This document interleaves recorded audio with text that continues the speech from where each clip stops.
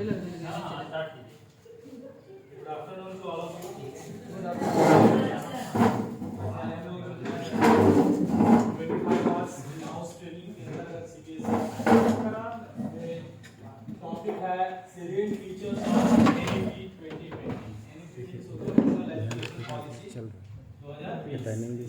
अगर by chance कोई दिक्कत हो तो एक बार बीच बीच में ध्यान रखें। लेकिन इसके salient features के बारे में हमें जानना है कि क्या-क्या salient features हैं। और एज ए टीचर जो कि एजुकेशन से जुड़े हुए हैं तो हम लोग को तो डेफिनेटली जानना ही चाहिए, क्योंकि कोई भी कभी भी हम लोग से पूछ सकता है कि सर ये नया एनईपी क्या है, इसका क्या हो सकता है। अगर उस समय हम जवाब नहीं दे पाएंगे तो फिर अच्छी बात नहीं है। करीब हम लोग को लगभग इसका सेलिएंट फीचर्स को जानना चाहिए। तो इसमें हम लोग बात करेंगे सेलिएंट फीचर्स ऑफ एनईपी 2020। तो नेक्स्ट इसमें है कि सबसे पहला है कि एजुकेशन पॉलिसी क्यों बनाया जाता है, इसके पीछे क्या कारण है। एनईपी तो है हमारा नेशनल का, लेकिन एजुकेशन किसी भी कंट्री का एजुकेशन पॉलिसी क्यों फ्रेम किया जाता है, इसके पीछे क्या कारण है। कोई भी कुछ बोल सकते हैं क्यों बनाया जाता है, एजुकेशन पॉलिसी में चेंज क्यों किया जाता है। क्वालिटी एजुकेशन क्वालिटी और चेंज करना चाहिए। सही है, तो अपडेशन होना चाहिए, क्योंकि समय चेंज हो रहा है। उसके अनुसार अगर हम अपने करिकुलम में सिलेबस में चेंज नहीं करेंगे, एजुकेशन पॉलिसी में चेंज नहीं करेंगे, तो हम देश दुनिया से जो कंपटीशन है दूसरे कंट्री से, उससे हम लोग पीछे हो सकते हैं। तो एक बहुत ही फेमस नेम है जो नाम सुना हमने, नेल्सन मंडेला। ठीक है, वो साउथ अफ्रीका के थे। तो वहाँ के राष्ट्रपति भी थे और वहाँ पे वो एक अच्छा मूवमेंट किए थे जिसमें वहाँ पे भेद किया जाता था काले और गोरे में, और राष्ट्रपति भी बने। तो उन्होंने क्या कहा था, the famous statement of Nelson Mandela is displayed at the entrance of the University of South Africa। South Africa के जो यूनिवर्सिटी है उसके एंट्रेंस पे ही लिखा हुआ है कि आखिर क्या है। ये है नेल्सन मंडेला। अब क्या लिखा हुआ है ये देखिए, destroying any nation doesn't require the use of atomic bombs or the use of long range missiles. It only requires lowering the quality of education and allowing cheating in the examination by the students। सबसे famous university के mandate में ही ये लिखा हुआ है कि अगर आप किसी देश को बर्बाद करना चाहते हैं, वहाँ के देश को बर्बाद करें या अपने देश को बर्बाद करना चाहते हैं, तो मिसाइल और बम की जरूरत नहीं है। वहाँ के एजुकेशन पॉलिसी को ही चौपट कर दी है। जापान तो किया, लेकिन देखिए कितना तेजी से बढ़ा।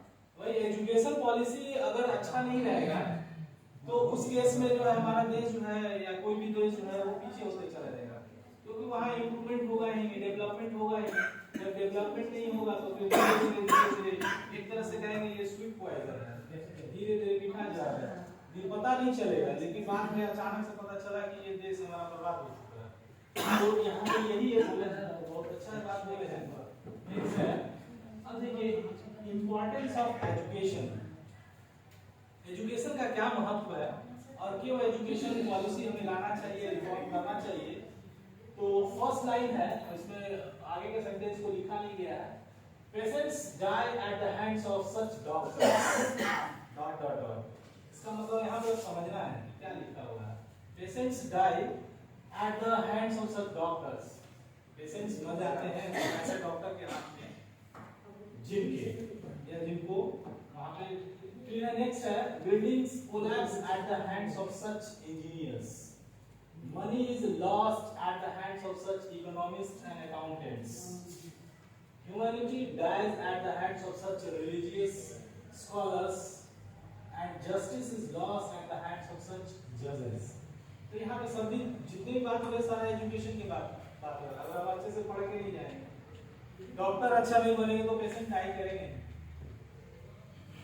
पता ही नहीं चलेगा। अगर मान लीजिए एग्जामिनेशन में हम चीटिंग से पास कराते हैं, डॉक्टर तो बन गए, फिर वहाँ पे जब पेशेंट आए तो वहाँ पे हम ट्रीटमेंट नहीं कर पा रहे हैं, तो मैक्सिमम केसेस आता है कि डॉक्टर जो ट्रीटमेंट नहीं किए और पेशेंट जो है डाई कर गया। तो वहाँ भी देखा जाता है कि ये डॉक्टर कैसे बन के आ रहे हैं, क्यों लापरवाही हो रहा है। या तो आप पढ़ने में कमजोरी की है, पढ़े नहीं है, या बदमाशी कर रहे हैं। उसी तरह से न्यूज में भी आता है कि इंजीनियर जो है ब्रिज बनाया, लेकिन वो देखिए एक साल में ही गिर गया। या तो आप उस मापदंड को यूज नहीं किए जो बनाया गया या आपको आ नहीं रहा है। नेक्स्ट है justice is lost eight the hands of सच जजेस। जस्टिस अगर वो अच्छे से पढ़ेंगे नहीं तो जजमेंट नहीं दे पाएंगे। और लास्ट लाइन है the collapse of the education is the collapse of the nation. यानी एजुकेशन अगर कोलैप्स कर गया इसका मतलब हमारा राष्ट्र जो है कोलैप्स कर गया। नेक्स्ट है अब जो है नेशनल एजुकेशन पॉलिसी के अंतर्गत जो है ये क्या क्या होने वाला है, क्या होगा आगे। National education policy 2020 is India's third education policy after NEP 1968 and 1986। ये हमारा तीसरा जो है नेशनल एजुकेशन पॉलिसी है। ऐसे 1986 और 1992 में दोनों एक ही माना जाता है क्योंकि 1992 में थोड़ा सा इसमें संशोधन किया गया था, इसलिए तीन ही करते हैं। एक 1968 में हुआ था, एक 1986 और थर्ड जो अभी 2020 है। इसमें क्या है, इस नेशनल एजुकेशन पॉलिसी को जो हेड चेयरमैन है उनका नाम है डॉक्टर के कस्तूरीरंजन। तो ministry of human resource development form the committee in 2017। Committee एक गठन किया गया 2017 में which was headed by Dr. K. Kasturiranjan for preparing the national education policy, and the committee submitted its report on May 31, 2019.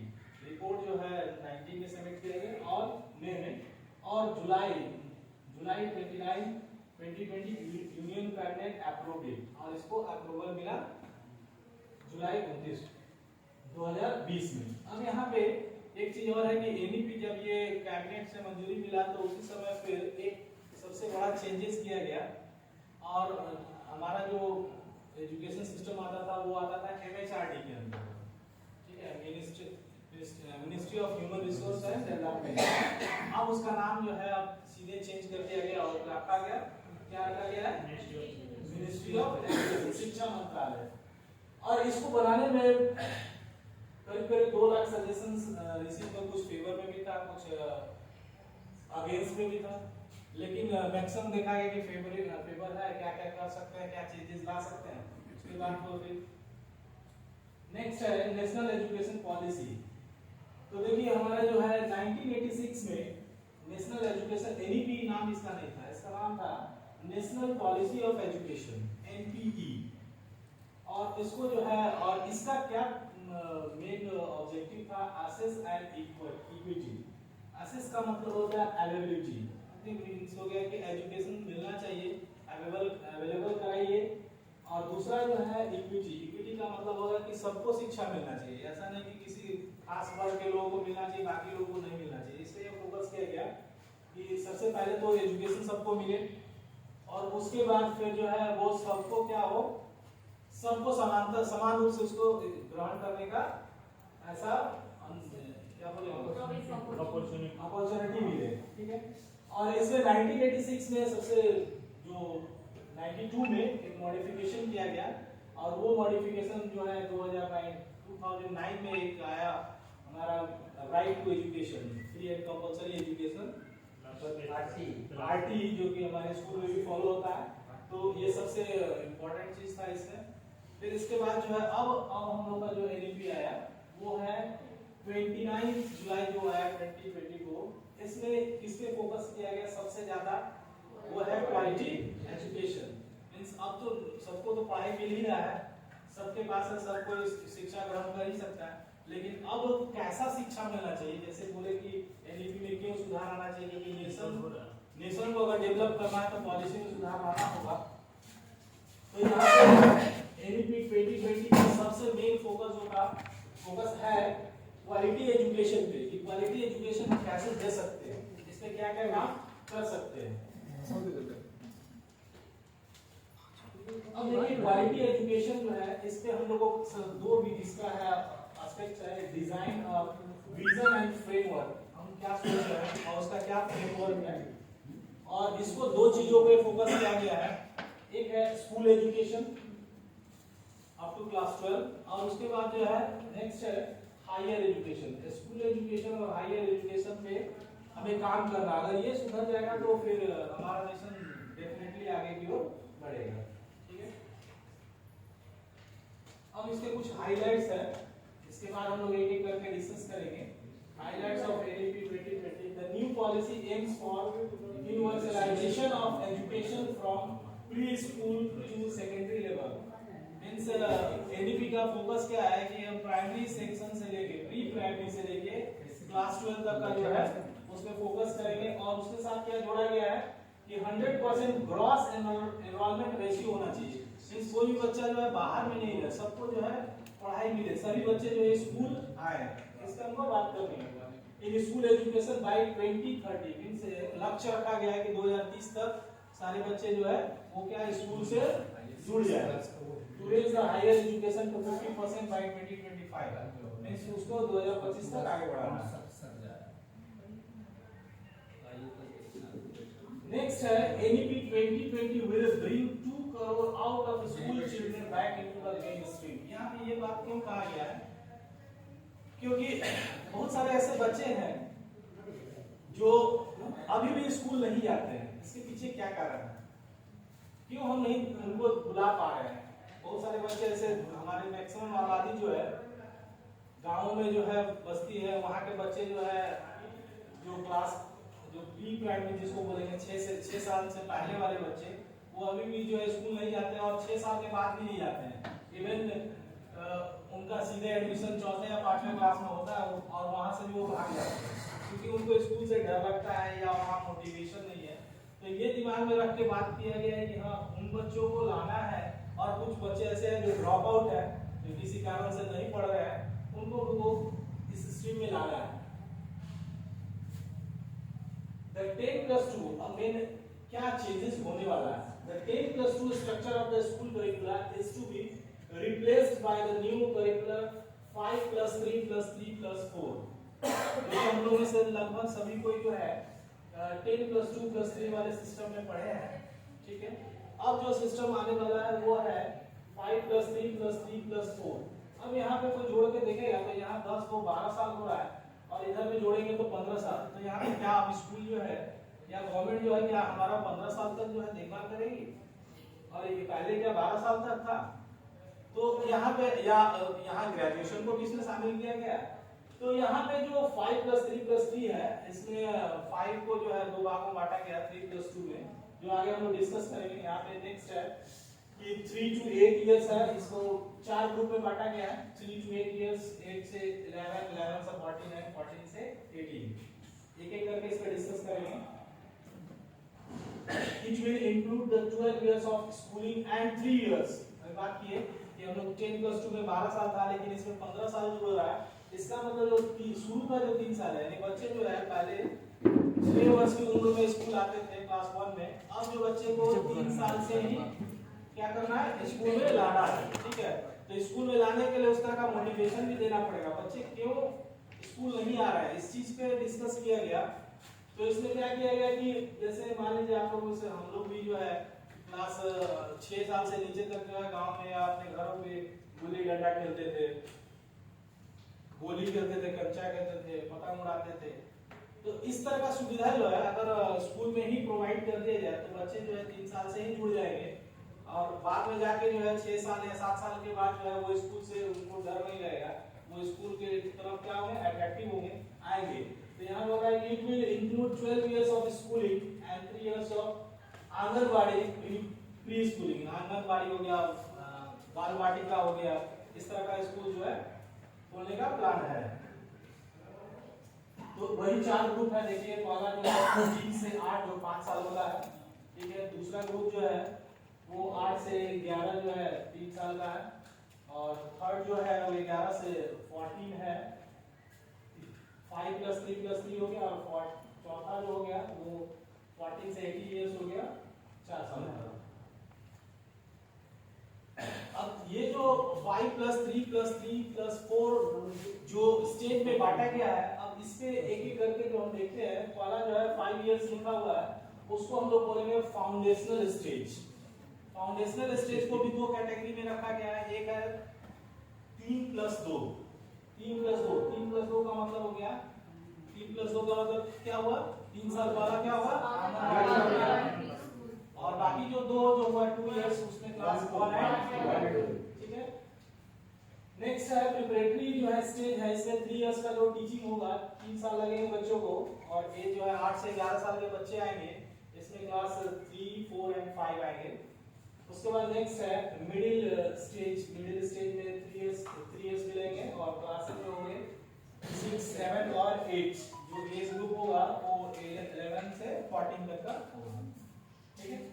Next जो है वो class 4 years का है, जो क्लासेस 9 to 12 का है, जो एज 14 से 18 तक का। तो ये हमारा नया स्ट्रक्चर है, और पुराना स्ट्रक्चर यहाँ पे देख रहे हैं कि यहाँ पे सीधे 10 साल है और 2 इयर्स जो है आपका क्या हो जाएगा, 2 इयर्स का प्लस 2 11th एंड 12th है। तो ये सारे स्टेज में क्या क्या चेंजेस होने वाला है, कैसे कैसे हम लोग पढ़ेंगे, इस पे बात करते हैं। देखिए स्कूल एजुकेशन सबसे पहले तो स्कूल और हायर एजुकेशन पे बात करनी है। तो स्कूल एजुकेशन जो हम लोग को ज्यादा देखना है, क्योंकि केबी में है तो स्कूल एजुकेशन को देखना है, इसमें फोकस करना है क्या क्या चेंजेस होने वाला है। तो पैटर्न हम लोग को याद हो गया 5 + 3 + 3 + 4, ठीक है। फाउंडेशनल स्टेज को 2 भागों में बांट दिया है, 3 इयर्स प्री स्कूल और 2 इयर्स फॉर क्लास 1 एंड 2। अब क्या क्या है इसमें चेंजेस है, देखिए इसमें इससे ये देखिए यही सब सारा गेम जो है हम लोग बचपन में खेले भी है, और जो मैक्सिमम गांव के बच्चे हैं वो इस तरह का टायर को चलाना, गोली कंचा खेलना, पिट्टू खेलना, देखिए लट्टू भी है, वो सारा जो है ये गेम्स है जो सभी को। अगर ये सब गेम्स बच्चे क्यों भाग जाते थे, 3-6 साल के बाद जब उनके फादर या मदर एडमिशन कराने आते थे स्कूल में, तो बच्चा भाग जाता था, क्योंकि उसको खेलने के लिए नहीं मिलता था। लट्टू, गोली, गुल्ली डंडा, ये सब चूंकि उसको बाहर में वेट करते थे, कह रहे तुम वहां छोड़ो ना स्कूल, तो वो डायरेक्ट वैसे ही फिर हो जाता क्या कि उसके 1-2 नहीं पढ़ता, सीधे लास्ट जब एज होता है तो 4-5 में जाकर एडमिशन दिला देते हैं कि जाओ तुम पढ़ो, नहीं पढ़ेगा तो कुछ भी नहीं होगा। तो वहां पे उसका विकास जो है रुक जाता है। तो वो स्कूल से एक होता है ना कि डर कि हम नहीं जाएंगे स्कूल। तो मेन फोकस रहेगा कि अब जो है बच्चों को इस तरह ये जो खेल रहा है घर पे खेल रहा है, क्यों नहीं इनको स्कूल में खिलाया जाए, उनको इस तरह का गेम ऐसे वेल ऑर्गेनाइज्ड वे में दिया जाए ताकि बच्चे जो है क्या करें, स्कूल के तरफ जो आकर्षित हो। तो ये सारे गेम हम लोग खेले भी है, देखिए किट खेल रही है वहाँ पिट्टू है, तो ये सब गेम जो है वहाँ पे लाया जा सकता है। तो इसको ध्यान में रख के जो ये जो +3 जो शुरू का जो है 5 इयर्स में 3 + 2, तो आंगनवाड़ी हुआ, ये सब ये इसी कारण से लाया गया। नेक्स्ट है अब स्टेजेस के बारे में जानते हैं। फाउंडेशनल स्टेज 5 इयर्स का जो है, इसमें 3 और 2 में बांटा गया है। प्री स्कूल पीरियड में क्या क्या हो सकता है, 3 years of pre schooling, age group 4, 5, 6 है। To be enrolled in play way school और इन आंगनवाड़ी और बाल वाटिका, ये 3 चीज हमको लाना, और भी बहुत सारा चीज ला सकते हैं। तो इसके लिए जो है गवर्नमेंट को बहुत काम करना पड़ेगा, इंफ्रास्ट्रक्चर देना होगा, टीचर का वैकेंसी देना होगा, वेल ट्रेन्ड टीचर आएंगे, ठीक है। नेक्स्ट है, इसमें सबसे बड़ी बात है कि इसमें no exam at this stage, इसमें केवल और केवल खेलना है, बच्चों को बुलाना है, उनके साथ रहना है, खेलना है और खेल खेल में कुछ सिखा के भेज देना है। नो यूनिफॉर्म कोड, और यहाँ पे कोई यूनिफॉर्म कोड भी नहीं रहेगा। नेक्स्ट 2 इयर्स में क्लास 1 एंड 2 में अब यहाँ पे है कि ये इसमें भी कोई एग्जाम के नहीं लेना है, नो एग्जाम और नो यूनिफॉर्म कोड। लेकिन यहाँ पे जो हम लोग अभी फॉलो कर रहे हैं वो इसी के अंतर्गत आता है FLN, foundational literacy and numeracy, यानी क्लास 1 एंड 2 में खेल खेल के माध्यम से, एक्टिविटी के माध्यम से हमको उतना कर देना है कि उसको जो है न्यूमरेसी का ज्ञान हो जाए और लैंग्वेज का ज्ञान हो जाए। तो इसीलिए इस पे फोकस किया गया है। नेक्स्ट है प्रिपरेटरी स्टेज है वो 3 साल का है, और ये 3 साल का, तो ये क्लास 3, 4 एंड 5 क्लास के बच्चे आएंगे। और यहाँ पे जो है एग्जाम जो होगा स्टार्ट होगा, यहाँ से एग्जाम लेना स्टार्ट करेंगे और एक्टिविटी बेस्ड टीचिंग होगा। इसमें जो भी टीचिंग करेंगे एक्टिविटी बेस्ड करेंगे, और प्रिफरेबल मीडियम ऑफ इंस्ट्रक्शन जो होगा, यहाँ पे इस पे कहीं कहीं जो है आपत्ति भी जताया गया कि नहीं मदर टंग, तो यहाँ पे ऐसा कोई फाउंडेशन नहीं है कि मदर टंग से ही सिखाना, आप इंग्लिश में भी सिखा सकते हैं। लेकिन देखा गया है कि अगर आप मदर टंग में बच्चों को सिखा रहे हो आगे लोकल लैंग्वेज में, तो उससे वो पहले जल्दी सीखते हैं। तो मदर टंग होना चाहिए, रीजनल लैंग्वेज, नेशनल लैंग्वेज। अगर school can teach in English language as well as, जबकि ये जो आंगनवाड़ी वाला सिस्टम है 3 साल का, ये अगर देखा जाए तो शहरी क्षेत्र में जो है प्ले ग्रुप बहुत सारे चलते हैं, इंग्लिश मीडियम स्कूल इसको फॉलो कर चुके हैं। तो हमको लगता है कहीं ना कहीं उधर से भी आया है फीडबैक कि नहीं आप 3 साल का स्टार्ट कीजिए। केवी में भी आ गया, केवी में भी हाँ, कोलकाता रांची में सीआरपीएफ स्कूल को जो है सेलेक्ट किया गया है यहाँ प्री प्राइमरी बोलने के लिए। हर स्टेट से एक स्कूल को अभी रखा जा रहा है। नेक्स्ट है मिडिल स्टेज। मिडिल स्टेज में जो है 3, 4, 5 तो हो गया, अब जो है क्लासेस आएंगे 6, 7 एंड 8, यानी 6, 7, 8 के बच्चे जो है इसमें आएंगे। और इसमें सबसे जो है बड़ी बात है कि इसमें कंप्यूटर नॉलेज, कोडिंग, यानी उनको कंप्यूटर नॉलेज देना अच्छे से देना है, मतलब उनको इस तरह से दक्ष करते जाना है ताकि वो आगे चल के जो है कंप्यूटर में, क्योंकि अब कंप्यूटर का जमाना है, तो अगर इसमें बच्चे पीछे रह जाएंगे तो फिर दिक्कत है। तो उनको कोडिंग लैंग्वेज या कुछ इस तरह का एप्लीकेशन या सिखाते जाना धीरे धीरे करके, स्टेप बाय स्टेप। अपना स्कोप बढ़ रहा है, अब अपना स्कोप बढ़ रहा हाँ, कंप्यूटर का तो स्कोप है ही शुरू से। नेक्स्ट है vocational and technical education from class 6। अब एक चीज जो नया लाया गया है वो क्या है, वोकेशनल कोर्सेज। वोकेशनल कोर्सेज का मतलब हो गया इसमें बच्चे जो है स्किल्ड होंगे, जैसे कोई अगर बच्चा कारपेंटर का काम करना चाहता है या कोई इलेक्ट्रिशियन का काम करना चाहता है। कुछ बच्चे थे जो बचपन से इन सभी चीजों में थोड़ा सा रुचि लेते हैं, इंटरेस्ट लेते हैं, ठीक है, तो वहां पे इसलिए यहाँ पे ये वोकेशनल कोर्स को इंट्रोड्यूस किया गया है कि हाँ बच्चे अपने जिस क्षेत्र में जाना चाहते हैं या जिसमें उनका इंटरेस्ट है उस इंटरेस्ट से इसमें क्या करें वो आए, और कहीं ना कहीं आगे चल के अगर मान लीजिए कुछ आगे बढ़ते हैं उसमें वो अच्छा करते जाए। तो इसलिए यहाँ पे सबसे जो मेन अभी चेंजेस हुआ है वो है वोकेशनल और टेक्निकल एजुकेशन फ्रॉम क्लास 6। और इसमें एक और चीज जोड़ा गया है क्या कि one of the Indian language to be taught at this stage, Sanskrit हो गया, मैथिली हो गया, मलयालम, कन्नड़, इस तरह से एक आप जो है इंडियन लैंग्वेज को पढ़ सकते हैं, ठीक है। और इसका अब जो है लास्ट स्टेज है, लास्ट स्टेज तो और ज्यादा है, इसमें बहुत ज्यादा चेंजेस किया गया है। नहीं, अब जो है इसमें जो है लास्ट स्टेज, ये स्टेज में सबसे ज्यादा चेंजेस किया गया है। जो आगे के रास्ता को, जो ग्रेजुएशन है, पोस्ट ग्रेजुएशन है, पीएचडी है, उसको वो जो है बहुत तरह से जो है उसको जो है अफेक्ट करेगा और अच्छा बनाएगा। क्या है इसमें कि क्लास 9, 10, 11, 12, और इसमें है कि अब जो एग्जाम होगा वो सेमेस्टर सिस्टम एग्जामिनेशन होगा, हर 6 महीने में एग्जाम होगा। ये नहीं कि अब 2 एक साल में एग्जाम होगा, वैसा नहीं, सेमेस्टर वाइज एग्जाम होगा। और सबसे बड़ी बात है कि इसमें जो छोटा लिखा हुआ है नो स्ट्रीम, वो उसमें बहुत सारा बात छिपा हुआ है।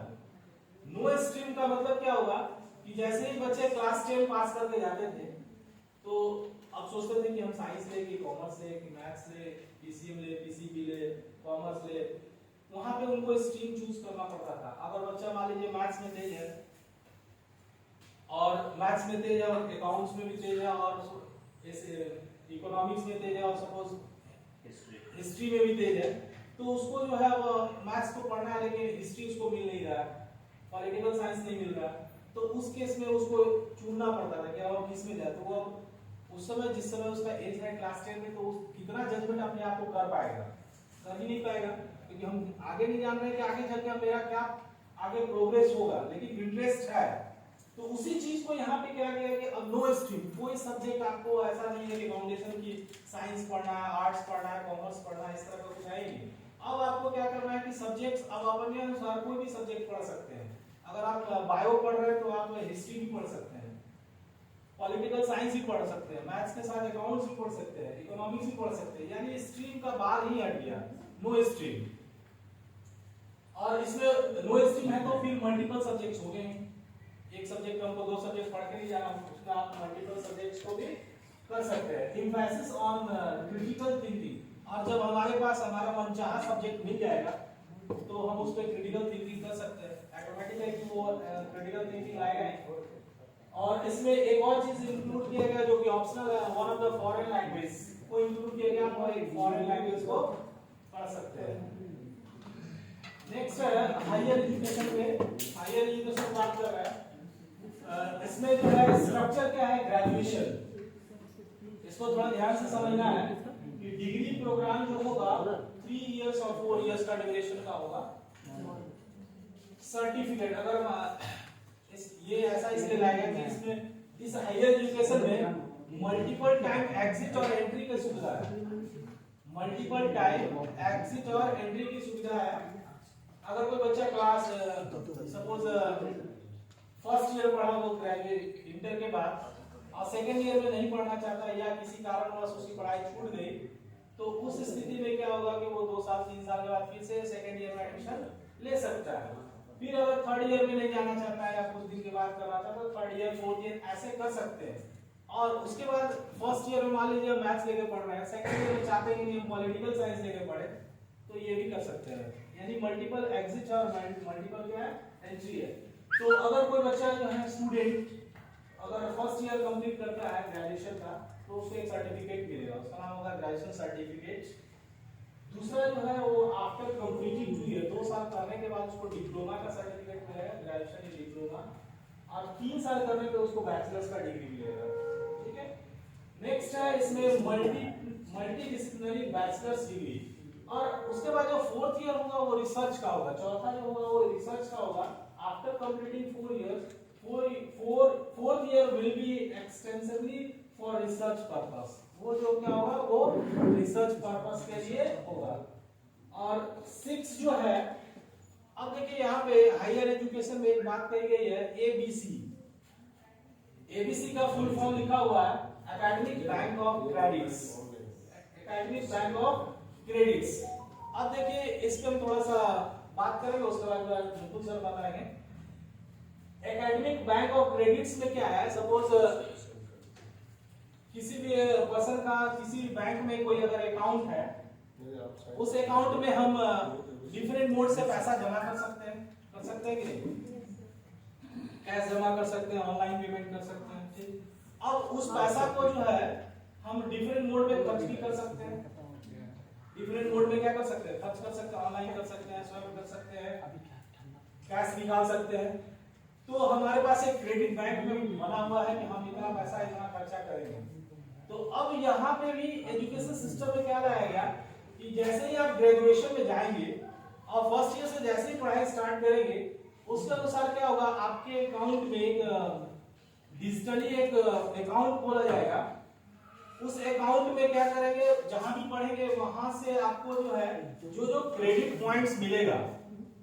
मान लीजिए कि हम 1 साल पढ़े, 1 साल में कुछ क्रेडिट पॉइंट्स मिला, कितने हम थ्योरी क्लासेस किए, कितने प्रैक्टिकल क्लासेस किए, कितना मेरा वर्क रहा, उस पे वो टीचर असेसमेंट करके और अपना मार्क्स देते जाएंगे। आपका एक अकाउंट खुलेगा, आप अपने क्रेडिट को चेक कर सकते हैं। तो यहाँ पे यही चीज। और इसका फिर फाइनल, अगर मान लीजिए कि हम फर्स्ट ईयर में किसी दूसरे कॉलेज में पढ़ रहे हैं, अगर दूसरे कॉलेज में जाना चाहते हैं तो उस क्रेडिट हमारे पास अच्छा, और इससे अच्छा कॉलेज में अगर जाना है तो उस क्रेडिट का यूज करके हम लोग आगे जा सकते हैं। तो इससे क्या होगा कि स्टूडेंट अपना स्ट्रेंथ को जान पाएगा, और ये एक सारे कॉलेज यूनिवर्सिटी सब देखेंगे कि हाँ इसमें इस बच्चे का क्या परफॉर्मेंस है ग्रेजुएशन लेवल से।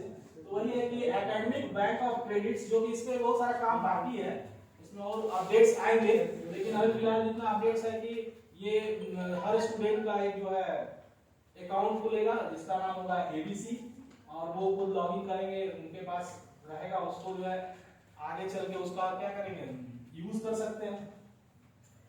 तो यहाँ लिखा हुआ है कि shall be established which would digitally store the academic credits earned from various recognized HEIs।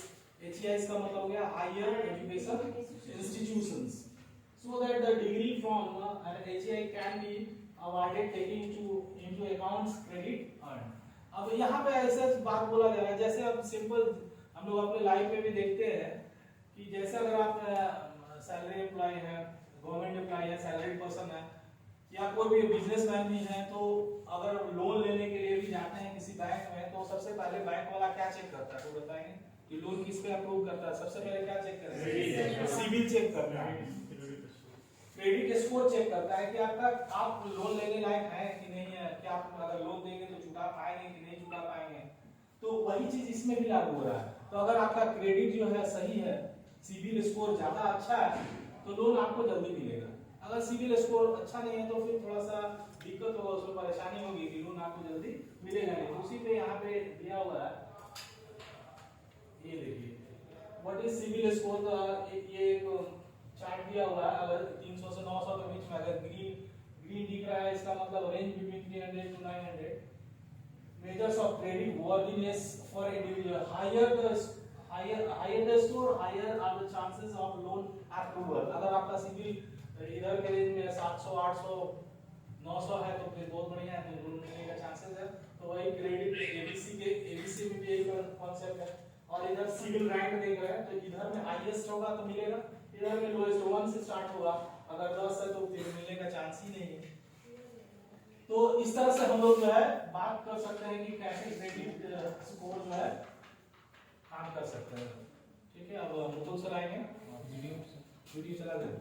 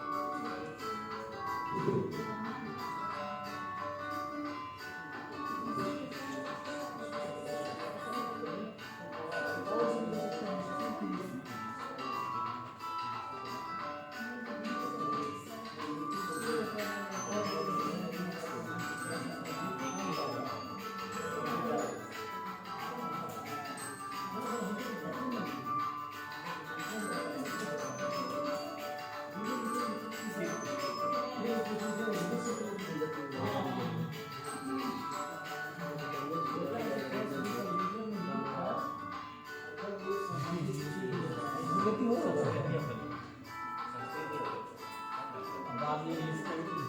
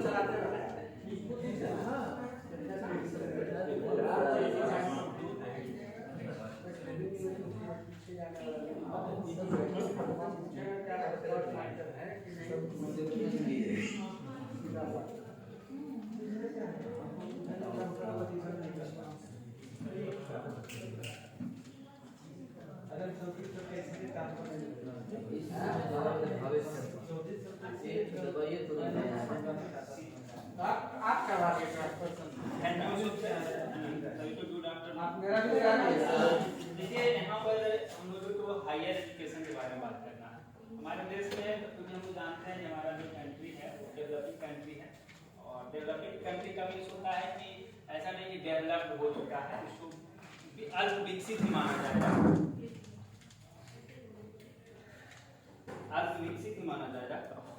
उधर से कुछ कर दिए ना करंट चला गया तो ना चल रहा है। अरे भाई नहीं है लाइन है लाइट गया। अच्छा वो चल रहा है कि नहीं ये सर लैपटॉप घुमा दीजिए।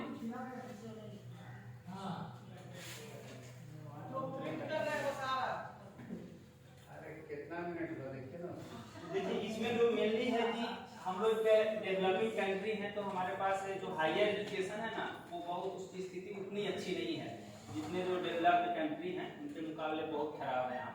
तो उसके लिए मेनली जो ये कस्तूरी रंजन सर हैं जो इसरो के चेयरमैन भी रहे हैं और ये साइंटिस्ट भी हैं, इन्होंने फोकस किया है कि हायर एजुकेशन को हम लोग रिसर्च ओरिएंटेड बनाएं ताकि जो बहुत सारे हमारे यहाँ हायर एजुकेशन का ग्रॉस इनरोलमेंट रेशियो भी है बहुत कम है। ज़्यादातर बच्चे सेकेंडरी लेवल पूरा करने के बाद ही स्कूल छोड़ देते हैं और उससे भी ज़्यादा हुआ तो ग्रेजुएशन करने के बाद उन्होंने स्कूल को अलविदा कर दिया या पढ़ाई को अलविदा कर दिया। तो उन्होंने सोचा कि नहीं इसको बढ़ाना है और बहुत सारे इसके कारण भी हैं कि एक गरीबी है, अनएम्प्लॉयमेंट है, तो उसके कारण से भी ये दिक्कत आ रही है।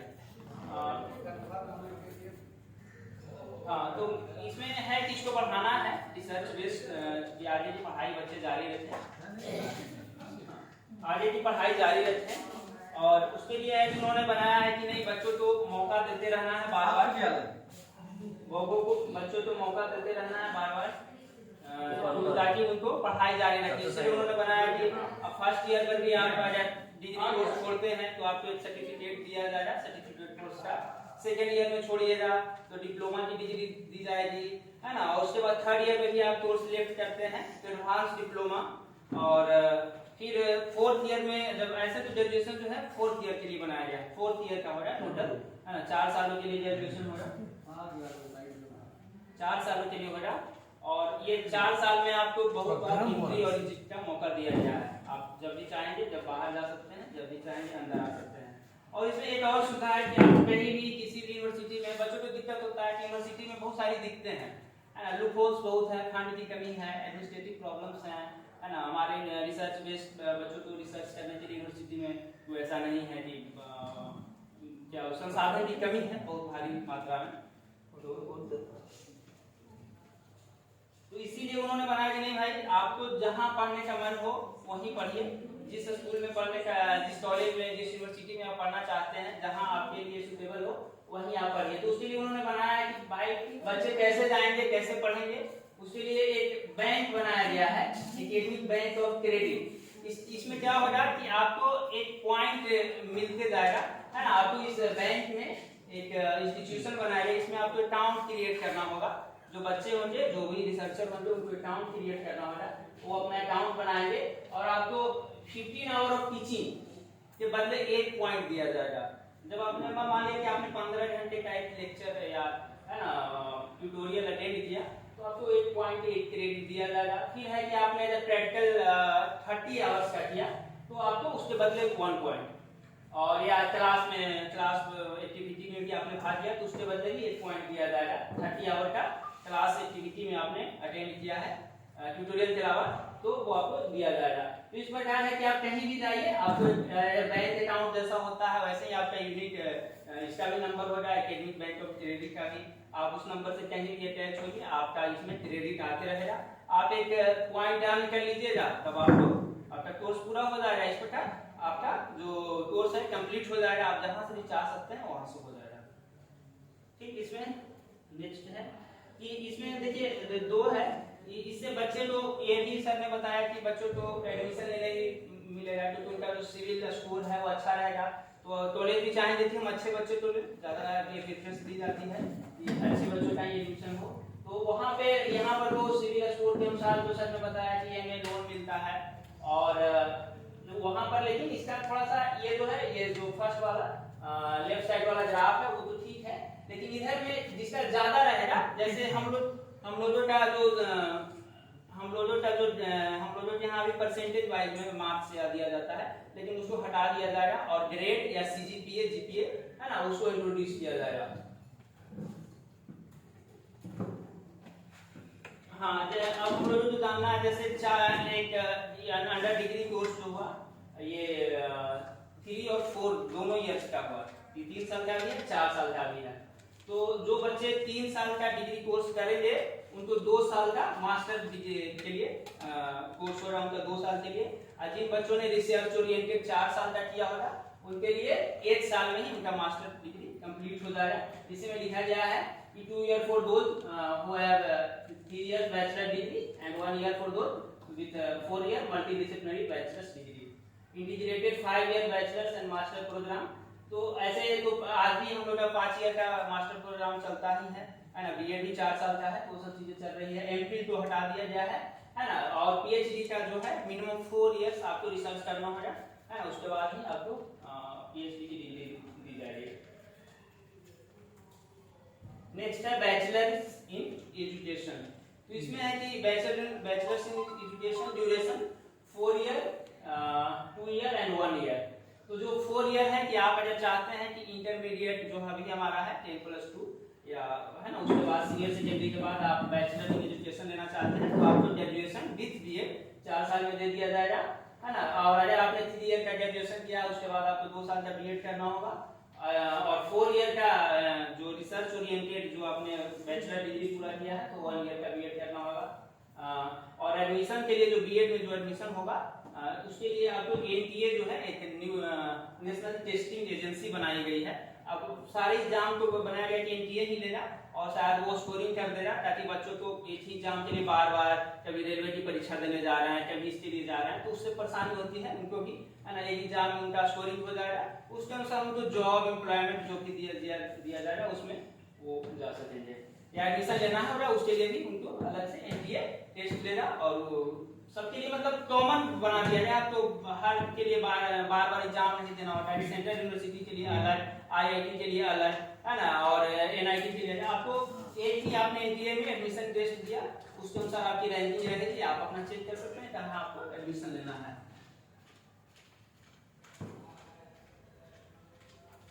नेक्स्ट है क्वालिटी यूनिवर्सिटीज एंड कॉलेजेस। तो देखिए इसमें लिखा है multi discipline universities and colleges with at least one in या नियर एवरी डिस्ट्रिक्ट, मतलब एक हर डिस्ट्रिक्ट में एक यूनिवर्सिटी या कॉलेज वैसा खोलना है जो थोड़ा अच्छे लेवल का हो। अभी हमारे हर जिले में देश के जाइएगा तो आपको कॉलेज भी नहीं मिलेगा, यूनिवर्सिटी तो बड़ी बात है। नेक्स्ट है ग्रॉस एनरोलमेंट रेशियो। तो अभी जो मैंने बताया था कि हायर एजुकेशन में ग्रॉस एनरोलमेंट रेशियो बहुत कम है, इसको बढ़ाने की जरूरत है, क्योंकि बहुत सारे बच्चे बहुत से कारणों से छोड़ देते हैं, चाहे वो अपनी फैमिली की पुअर कंडीशन वगैरह जो भी हो उससे छोड़ देते हैं। मूविंग टुवर्ड ए मोर मल्टी डिसिप्लिनरी ग्रेजुएट एजुकेशन, इसमें कहा गया है कि अब हम लोग अंडर ग्रेजुएट में पहले भी हम लोग जो है 10+2 में कि आप मैथ लीजिएगा तो बायोलॉजी नहीं ले सकते, ऐसा है ना, या एडवांस में लीजिए, है ना, अगर आपको 2 लैंग्वेज सब्जेक्ट चूज करना है तो इस प्रकार की चीजें जो है उसको हटाया गया। वहां भी आपको जो सब्जेक्ट पढ़ने का मन है आप उसको पढ़ सकते हैं, उसमें कोई आपको दिक्कत नहीं है, कोई बैरियर नहीं है, आपको जो जिस फील्ड में इंटरेस्ट है आप चूज कर सकते हैं। और इंस्टीट्यूट्स को ऑटोनॉमी देने की बात हो रही है। तो जी जो फॉरेन कंट्री है, जितने भी डेवलप कंट्री है, वहाँ जितने भी एजुकेशनल इंस्टीट्यूट्स हैं वो ऑलरेडी ऑटोनोमस हैं। चाहे आप इंग्लैंड में चले जाइए, अमेरिका में चले जाइए, उनको फुल्ली ऑटोनॉमी है, वो अपने ढंग से प्लान करते हैं, अपनी चीजों को अपने ढंग से ऑपरेट करते हैं। तो वहाँ पे यहाँ पर भी अपने देश में भी वैसी ही थिंकिंग को लाया गया है कि नहीं भाई सभी इंस्टीट्यूट्स को हम ऑटोनोमस बॉडी बना देंगे, वो अपना काम काज करें। ऑटोनोमस बॉडी बनाने से होता है कि उसको एक हम एक मोटो की तरफ डायरेक्ट कर दें तो कि आपको करना है ना, उसमें फंड दे दिया जाता है। हम लोग तो जानते हैं ऑटोनोमस बॉडी का जो फंड है वो बजट सेशन में पास कर दिया जाता है पोल ईयर के लिए, ताकि उसको दिक्कत ना हो।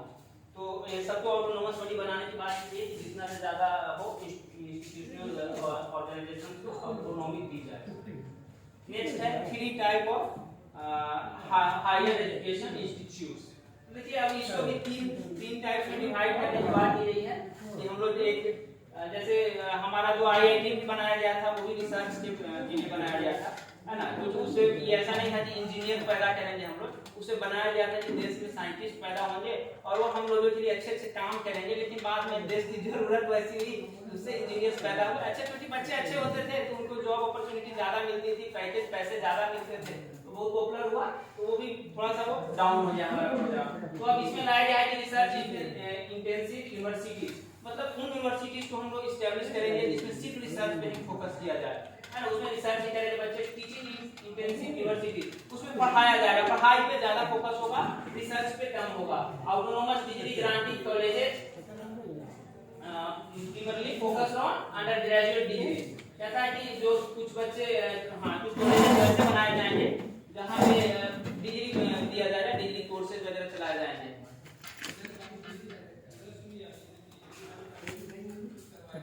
इसमें भी सेम चीज है, stage wise mechanism granting graded autonomy, जिसको हमने देख लिया है, एंड ऑटोनोमस हमने बताया कि सबको ऑटोनॉमी देने की बात हो रही है। बस हो गया फिर phasing out of the system of affiliated colleges over a period of 15 years through a system of graded autonomy। क्या कहता है कि जो कॉलेज हैं उनको एफिलिएशन दे दिया जाता है यूनिवर्सिटीज के द्वारा, उसको उसमें कहा गया कि इसको खत्म करना है, सबको ऑटोनॉमी देना है ताकि वो खुद से ग्रो कर सके, अपना प्लान कर सके। All colleges currently affiliated to university shall attain the required benchmark over the time to secure the prescribed accreditation। तो इसमें भी वही कहा गया है कि आपको ऐसा नहीं कि तुरंत सबको ऑटोनोमस बना देना है, सबको एक लेवल के बाद धीरे धीरे देखेंगे कि वो एक बेंचमार्क पे आ गया तो उसको ऑटोनोमस बॉडी बनाते जाएंगे। और जितना जो ड्रीम यूनिवर्सिटी है, टेक्निकल यूनिवर्सिटी है, वो सबको धीरे धीरे खत्म करना है, सिंपली उसको एक यूनिवर्सिटी का नाम देना है, ये यूनिवर्सिटी है। अब बात हुई है कि IIT और हमारे पास जो भी जो सबसे जो बेस्ट इंस्टीट्यूट्स हैं वो गवर्नमेंट के ही हैं, चाहे IIT हो, NIT हो या जितने भी रिसर्च इंस्टीट्यूट्स हैं। तो उसके लिए बनाया गया कि नहीं भाई इसमें जो पब्लिक का भी भागीदारी जो है उसको सुनिश्चित करना है। तो IIT और एम्स लेवल के मैनेजमेंट इंस्टीट्यूट जो हमारे IIT और IIMs जैसे मैनेजमेंट इंस्टीट्यूट्स हैं, वैसे पब्लिक जो मतलब प्राइवेट प्रॉपर्टी जिसको हम लोग कह सकते हैं कि वैसा इस्टेब्लिश करने के लिए प्रमोट किया जा रहा है, ताकि जो प्राइवेट जो है या जो भी इन्वेस्टर्स हैं वो अपना इन्वेस्ट करें और उसको लगाएं, ताकि वो एक हमारा जो प्राइवेट एजुकेशन जो है वो दोनों तरफ से बूस्ट हो रहा है। हमारा एजुकेशन सिस्टम एक प्राइवेट प्रॉपर्टी से भी और गवर्नमेंट की अपने तरफ से जो कर रही है वो चले जाएंगे। और उसमें बताया गया है कि हमारे यहाँ जो रिसर्च है और इनोवेशन उसको बढ़ाना है ना। तो ये हायर एजुकेशन भी हो गया, रिसर्च और इनोवेशन बढ़ाने के लिए है ना। फिर उसमें कि वायरोलॉजी या जो भी रिसर्च वगैरह है, इन्फेक्शियस डिजीज, इम्यूनोलॉजी, तो ये सारी जो है ब्रांचेज हैं, तो इस सब में हम लोग को काम करना है। और इसकी जैसे चाइना में जाएंगे तो वुहान यूनिवर्सिटी ऑफ वायरोलॉजी है ना, तो उन लोगों ने थोड़ा सा काम किया है और हम लोग भी सोच रहे हैं कि इस दिशा में काम करें। हाँ, अब ये सेम ही है चॉइस बेस्ड ग्रेड सिस्टम, जिसके बारे में पहले ही बताया जा चुका है। बच्चे जहाँ मन चाहे जिस सब्जेक्ट से चाहे वो पढ़ सकते हैं और सबको ऑटोनोमस बनाना ही है। ज़्यादा नहीं है। हाँ, अब है एक ग्लोबलाइजेशन की बात हुई है कि हम लोग अपने देखिए बच्चे हमारे यहाँ से बहुत सारे यूक्रेन भी जाते हैं पढ़ने है ना, कोई रसिया में MBBS कोर्स करने जाता है, तो उन सबको है ना हमारा जो वेल्थ है वो तो उधर ही ड्रेन हो रहा है। तो उससे बचने के लिए कहा जाए कि नहीं भाई अपने आप को भी हम लोग एजुकेशन हब के रूप में डेवलप करेंगे है ना। तो उसके लिए ग्लोबलाइजेशन वाला जो कॉन्सेप्ट है उसको इंट्रोड्यूस किया गया कि नहीं अपने इंस्टीट्यूट को भी हम लोग इतना एडवांस बनाएंगे ताकि वो उस लेवल पे आ सके, ताकि जो फॉरेन जो बच्चे हैं उनको भी पढ़ने के लिए यहाँ पे लाया जा सके। तो उसके लिए बहुत सारे हैं हमारे यहाँ बच्चे पढ़ने आते हैं, लेकिन और हमको बूस्टअप करना है उसको। इसमें top 100 university in the world will be facilitated to operate in India है ना। तो मतलब बाहर के भी जो यूनिवर्सिटीज हैं उनको भी यहाँ अपने ब्रांच या वगैरह खोलने के लिए इनवाइट किया जाएगा या उनको अलाउ किया जाएगा। High performing Indian universities will be encouraged to set up campus in other countries. यहाँ की भी जो अच्छे कॉलेज यूनिवर्सिटी हैं उसको भी दूसरे देश में अपनी ब्रांचेस खोलने के लिए मोटिवेट किया जाएगा, एनकरेज किया जाएगा। इसके बाद इतना ही है। आपने बहुत ध्यान से सुना।